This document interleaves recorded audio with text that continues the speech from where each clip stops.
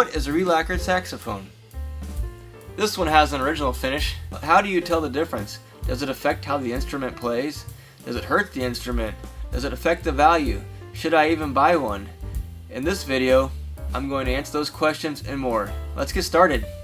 A relacquered saxophone means that at some point in the saxophone's life, the finish was stripped off of it, it was rebuffed and relacquered, and had a new finish put on it. That does a few things to the finish. It hurts the value, it changes the look, it could possibly damage parts of the instrument, it removes material. Now, is this going to affect how it plays? In most cases, no. You do get situations where they've buffed a tone hole and the tone hole's damaged. It's either not level anymore, or they've buffed the tone hole down enough where they've had to level it and remove enough material. You might have intonation issues. The buffer could have got into posts and actually moved material to where it makes key play an issue. Here's a few ways you can tell if a saxophone has been relacquered. Different saxophone manufacturers finish their instruments differently.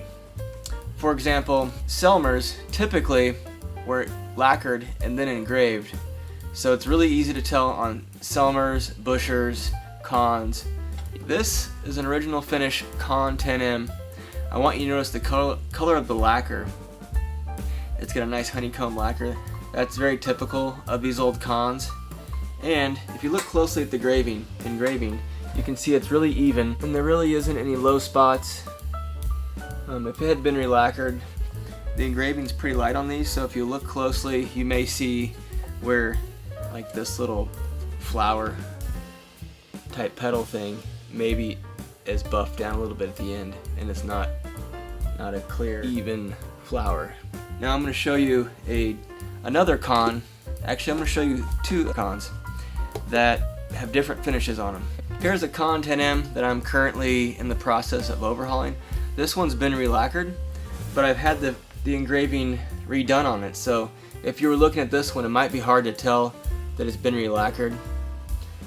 On this particular horn, I am going to strip the lacquer, so there won't be any lacquer left on it, but the engraving, I just wanted the engraving to look nice, so I'll actually probably do a little polishing on this to kind of get rid of some of the burrs, which we'll talk about that in a minute. Next, I'm going to show you a Con 30M that's been relacquered. So you notice on that 10M that the finish was quite a bit different than the first one I showed you with that dark honeycomb lacquer. This is a Con 30M, and it's been relacquered, but and I'm going to get up and show you the little pedals. And you can kind of see, hopefully you can see in this camera, that the finish is actually pretty even. It's almost hard to tell. Even this little engraving there that typically, it's like a super fine engraving, so any kind of buffing on that, actually it's pretty easy to destroy that finish. This horn was gently relacquered, but the engraving would have been on top of the lacquer, and then the finish is completely wrong. This is just basically, it's a clear lacquer when this horn would have had some tint to it. So this horn could be a little deceiving if it had a darker lacquer on it, but it doesn't. But yeah, I'm looking at the engraving, and there's not really any low spots that would make it super obvious. If you look at the serial number, you can see that it's got a little buffing onto it, where an original finish horn is going to be a lot more crisp. Next, we're going to look at a Selmer balanced action that has original finish. You can see the dark honeycomb lacquer. This horn was finished after it arrived in the United States and then engraved. So the engraving went through the lacquer into the brass. And this horn is pretty easy, or actually it's very easy to tell that it's original, because the engraving is very crisp. The engraving really can get captured in the light. This is a Selmer balanced action that was finished in France. So this horn would have been engraved and then lacquered. But if you look at the engraving, it looks very crisp. When you can feel it, you can feel the engraving pretty well. That's what I'm going to talk about next. Another way you can tell if you can have the horn in your hand is if you run your finger over the engraving. A lot of times you'll feel burrs, even on this horn, which is this is a 1930s.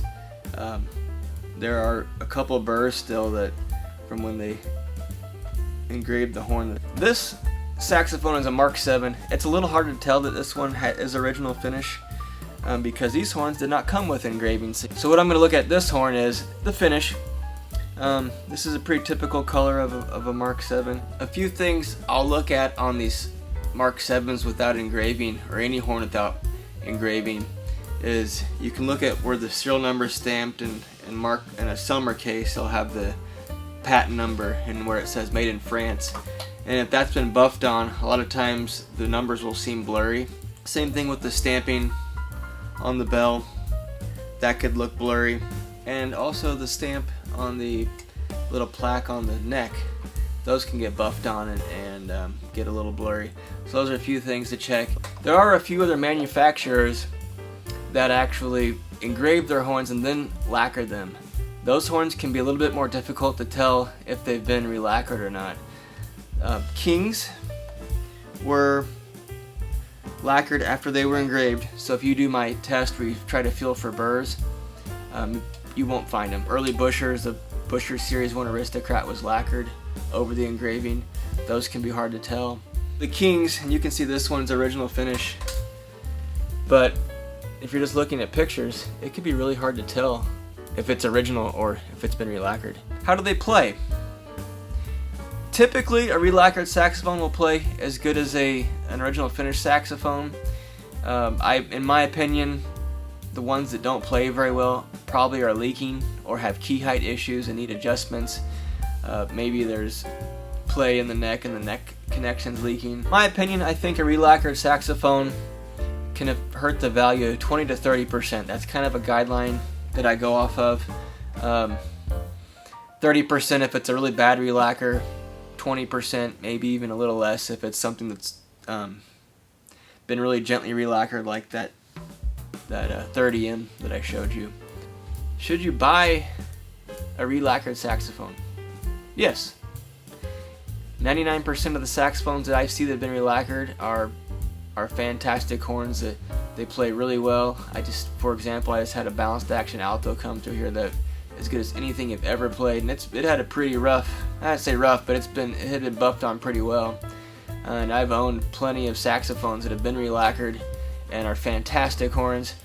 The biggest thing to consider if you're looking for a collector's horn, you'll need to get an original Finnish. That's personally, I like an original Finnish saxophone.